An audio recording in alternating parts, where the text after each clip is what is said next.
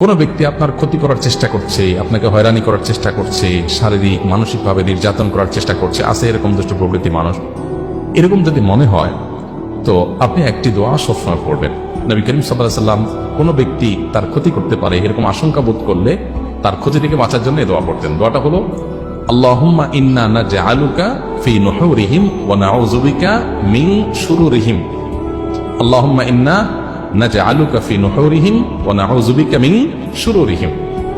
অর্থাৎ, হে আল্লাহ, যারা আমার ক্ষতির চেষ্টা করছে, শত্রুতা করার চেষ্টা করছে,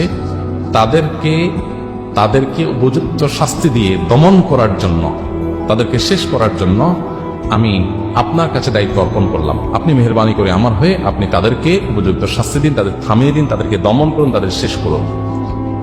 নাউযু বিকা মিন শুরুরিহিম, এবং আল্লাহ তাদের ক্ষয়ক্ষতি থেকে আমি আপনার আশ্রয় চাই, আপনি আমাকে রক্ষা করেন। নবী করিম সাল্লাল্লাহু আলাইহি ওয়াসাল্লামের এই দোয়াটা খুবই অর্থবহ একটা দোয়া। এই জন্য জীবনে কখনো কোনো শত্রু আমাদের নবী সাল্লাল্লাহু আলাইহি ওয়াসাল্লামের কোনো ক্ষতি করতে পারেনি।